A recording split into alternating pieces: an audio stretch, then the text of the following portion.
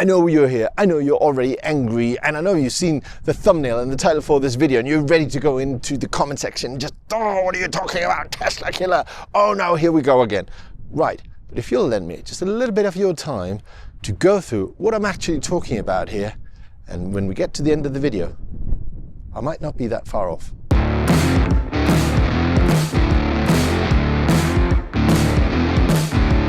This is the XPeng G6 Performance, made in 2025. So there's a new motor, there are new batteries, there's new tech on the inside. It's a whole different car compared to what we knew from the previous model. However, this is the performance version, so it's not the long-range version, and the long-range version is the one that people really want to see a full-on range test of. So I'm not going to do a full electric exam like I typically do with these cars. I am, however, going to go through some of the tech. I'm going to go through the charging. Yeah, sure, we have to see how fast this car can charge. And I'm going to show you what makes this car so special.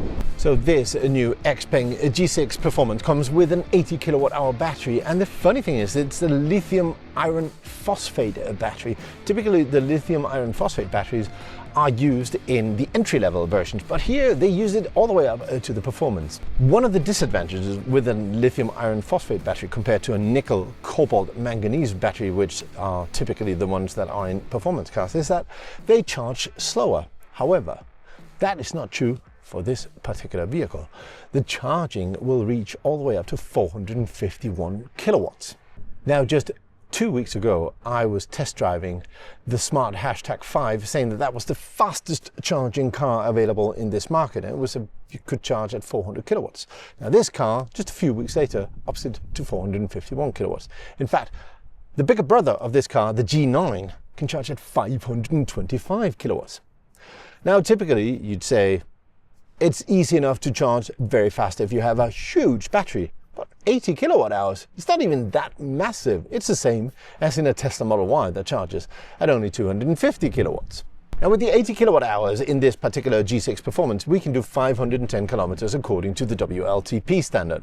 I'm not going to do a full range test because, as I said before, we really want to do that in the long range version, which we're going to test a little bit further down the road. But we do have 487 brake horsepower available to us in this car, and that will accelerate the car from 0 to 100 in 4.1 seconds. That's pretty quick for a big car like this. This car, by the way, weighs more than 2.2 tons and it's 4.76 meters long. Yeah, so it's a big car, at least here in Europe it is. XPeng is first and foremost a technology company. Only last week they held their XPeng Day, where they showed us humanoid robots, flying cars, self-driving cars, all that stuff. So what I'm going to find out in this video is if any of this cool new technology has actually trickled into this car that we can actually buy right here, right now. So the long-range version of the G6 is available for 48,000 euros here in Spain, and this one, the Performance, is 54,000 euros. I think that's a very competitive price. And now, before I get completely blown away by this wind here, I'm going to show you the exterior, and then we're going to go inside and drive it. So I'm going to go handheld now, and I'm going to show you a quick walk around the G6 Performance. There are some interesting minor details with the previous version, but hey, maybe you haven't even seen that one, so let's just go through it. As you can see, it is purple. Yes, that's not necessarily the color you want to go with, but it is different, I guess. Also, the shape of it is not, to me, the most inspiring, right? The front end is a little bit too anonymous. It's not a lot of personality to it. If you look at this from the side, it looks more or less like an egg shape. I don't know, it could have done with some, more aggressive spoilers or something here in the back that would really help us, see that this is the performance version and you better get out of the way. Also, why haven't they painted the brake calipers, I don't know, pink or yellow or, something? They're just boring gray. So if you look at the car, there aren't all that many differences with the previous versions, and there aren't all that many differences with the non-performance versions. However, let's have a look at the camera suite, because this car is full of eyes. Here's one, that's a camera. There are two here, one looking forward and one looking backwards. All of these are accessible from inside the car. In fact, if you put on the blinkers, this camera will show up. And if you're parking, this camera will show up to make sure you don't get any curb rash. In the front, you've got a camera here in the nose section, and you've got another two up here, which are helping you with the driver assistance features and all the autonomous driving. So if we go down to the back, you'll find another funny little details about this. Here's a standard backup camera looking at the back, but there's another camera up here, and that's because that's what you see inside in the rear view mirror, because the rear view mirror is actually a screen. So you get a motorized charging port, and it's placed rear right. In mainland Europe, that means that you will be parking and having the cable sticking out to the curb instead of out on the road, which is good. Of course, it's the other way around in the UK. So we got 20-inch rims on it with Michelin Pilot Sport EV Special EV tires on them, and they're very grippy. They're good for this performance car. The 20-inch both in the front and in the back. I'm driving on the highway, and I'm using the X-Pilot, what is the equivalent of autopilot in this vehicle. And last time I tried it, whenever I got to a curve like this one here, the car would go down in speed significantly. As you can see here, it stays at 120 kilometers an hour. I can even put on the blinkers and it'll change me into the lane next to me, and it's still going 120. And this is a big deal because the version I tried, I think it was like 6 or 8 months ago, you can find the full review here in this very channel. One of my biggest complaints with this X-Pilot system is that as soon as there was just the slightest bend in the highway, it would go all the way down to 90 kilometers an hour, which is really annoying, especially if you're driving behind and you then can't overtake a lorry or a van or whatever that goes at 90 kilometers an hour. Now, it stays at 120, much better. This is a clear sign that XPeng updates the car and really improves on these X-Pilot systems, and not just, you know, the stuff you get on screen. It's actually inherent in the X-Pilot system. Now, if you're watching this from Europe, then this car, it includes the X-Pilot, which means that it'll change lanes, it'll keep you in your lane, it'll keep your speed, it'll also do all the auto parking stuff. If we are comparing this with Tesla, you would have to buy the enhanced autopilot or the FSD in order for the car, for the Tesla, to do the same thing. So that would add either somewhere between 3,500 and 7,000 euros of additional price to the Tesla, which means that this car, in terms of autopilot equipment, is a much better deal. If you are familiar with the previous G6, this will look quite familiar here on the inside. There are some minor updates. For example, the front dashboard is a little bit different, not a lot. There's some lighting changes, etc. But there are a few techie things that we didn't have before. For example, the rear view mirror is now a camera. I mean, this looks great, and I really appreciate it, because if you turn it off and you try to look through the rear view window there, it's just, there's so little to see. It's very small, and if you're driving around with 3 people in the back, it's completely impossible. Much easier to use this camera.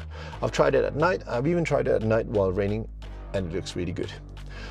But I hear what you're saying. What if you have to check your makeup and you can't do that because that's on camera mode? Well, look at the sun visor. This sun visor has got the biggest mirror I have ever seen in any sun visor anywhere. It's massive. It's literally twice as big as the regular rear view mirror. The voice assistant in this car is this little robot that pops up on screen. Honestly, I don't know why car makers insist on having a little avatar for their voice assistant. Just do what I say and respond with audio, just like I'm talking to you. But hey, it works well. Hey XPeng. Hey. Turn on my seat massage. Massage for driver is turned on. Set massage intensity high. Massage intensity is adjusted to high. You know, that's really good. That's quite comfortable. So yeah, I've got massaging seats, I've got ventilated seats, I've got heated seats, I've got a heated steering wheel. It's a very nice tech package that you get here. And this is all just standard. This is just comes with the car as is. It's really nice. One thing I dislike a little bit is the look of this steering wheel. It's bulky, right? This is supposed to be a performance car. So why have I got this thing? I can't even grip it right. So if I'm trying to grip it here from the sides, I get these 2 massive spokes in the middle. I would have much liked a thinner spoke design so I could actually hold on to it like that. Robot, you can go away now. You don't have to listen to me and send whatever I say back to China. The screen itself is 15.6 inches and it's highly configurable. You can, for example, just hold down here and then you can change whatever shortcuts you want here at the bottom. But you can also, when you've got something up on screen, just with 3 fingers, swipe it across and change the layout completely. You can also choose whatever you want there. What do you want there? A browser? What do you want? I don't know. Your map over there, and then something else on the left-hand side. You can also fire up Spotify and tune in, XPlay, which is sort of a YouTube clone, a browser, of course. All of these things that a modern, well-connected car can do. You can even record with a dash cam. So all these cameras I showed you before, they work as a dash cam. They're recording while you're driving, but also while the car is parked. And it's all stored on the internal memory if there's a problem. So say, for example, you parked somewhere dodgy, somebody walks up to your car, scratches it or bumps into it or whatever, it'll be recorded and it'll be available for you to show here inside the screen. Where was it? So anything that might have happened to the car while it was parked gets recorded by the driving recorder here, and you can then play that back in your screen, just like you're used to with a Tesla. But this is one of the few other brands that do the same thing. Now that we've got all these cameras, we've got this computer and that, why not do it? So it's got meditation mode. It'll lean back the seats and play me some nice, I don't know, woodland sounds. It's got birds fluttering here in the back. Yeah, why not? Of course, all of this works with your XPeng app on your phone. That's how you can program it. And in fact, you've got several drivers that you can have in this car, and it'll adjust your seats to your own driving positions, etc., and detect who's in there depending on which phone is connected. All that stuff as well. One thing that's really funny are the X combos. So X combos are a set of macros that you can program in this car. So for example, you can program it to heat up at a certain time, to start charging, stop charging. You can use it to the V2L, so you can extract energy from the battery at certain times. You can do a series of macros where it does a set of instructions step by step. So they've really outdone themselves with the tech package. I mean, massaging seats, you've got a screen on a rearview mirror. You've got 2 fast charging wireless mobile chargers here with ventilation inbuilt. If you don't want to use that, you've got a few USB plugs around the car as well. You got loads of space in here. It's really well built. You know, the quality of this interior is just amazing. I mean, soft, leathery materials everywhere. There's nothing like, there's no piano black or anything like that. It's just quality in this interior. If Mercedes had built this car, you would have said it was a nicely built Mercedes. This is just great, really. So I've got several different driving modes. I've got Eco, Comfort, Sport, or Individual, where I can just set it up as I like. But for now, I'm going to leave it in Sport, because then we'll get access to launch mode. Let's see what that can do.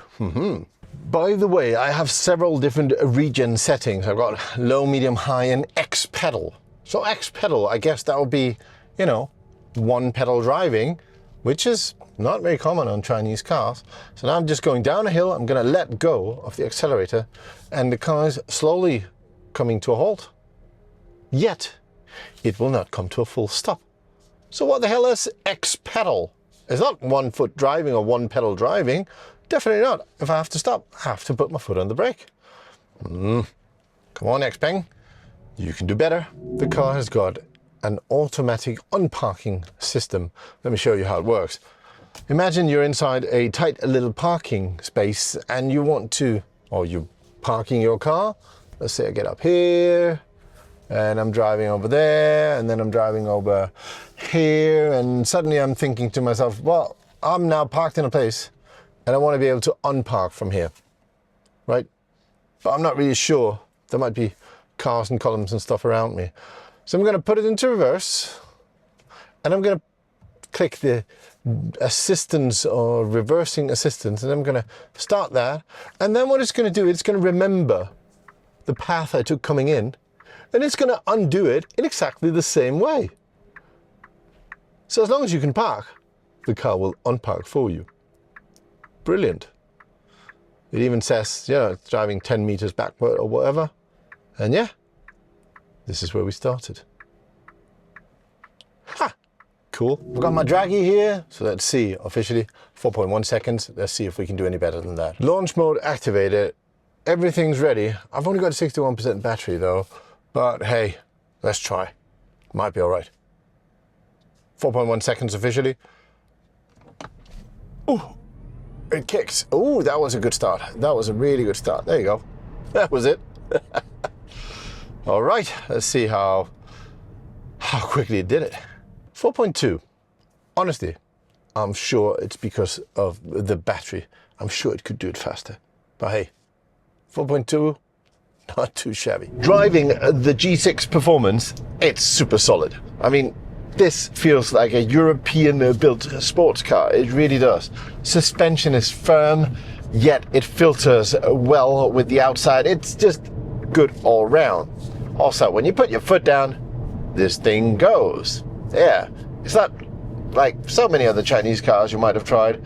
It's a bit too soft, a bit too wobbly, and a bit too slow, even though it supposedly has got, you know, 1 million horsepower. And this one does it right. So here I am at the fast charger. This particular one is a 400 kilowatt charger from the Spanish operator Thunder, but the car could do all the way up to 450 kilowatts. However, this is what you get around here. Let's see how much charge can I add to the car while I go and get fast food here behind me. So it's 3 minutes past 2 o'clock. I used my Thunder RFID to authenticate and we are off charging. I'll go get some food meanwhile. Okay, let's try this automatic ordering. I'm gonna choose the long chicken. I gotta take care of myself, trying to watch my weight a little bit. No, I don't need any ketchup. No, I don't need the extra sauce. No, I do not need the Star Wars Coca-Cola mug. Come on, come on. Waiting around at Burger King. Okay, that is my number. Now let's go and check out how much charge we've added to the car. It's 12 past 2, so we spent a total of 9 minutes to get our food from Burger King, and we're now at 62% state of charge. So we've added 47 kilowatt hours of energy to the battery in the time it took us just to order the food. If we also had to eat the food before we actually got on our way, the car would be well finished before we would. This car charges quite quickly. So, is the XPeng G6 an actual Tesla killer? Recently, we've seen a series of cars come out of China with innovations, with technology superior to what Elon Musk's car brand has been able to show us. And that is the true Tesla killer. Not a particular car or particular brand. This is not going to make a dent in Tesla's sales. However, over time, lack of EV innovation, the very thing that characterized Tesla at the beginning, that is what's going to be the true Tesla killer. And now you've reached the end of the video, and now you can go to the comments and be all fiery about how Tesla does full self-driving or cost cutting or something else that you think is really important, and I'd be happy to read them all. Thank you very much for watching the video. If you liked it, please subscribe, please click the like button, and I'll see you again very soon with another electric car.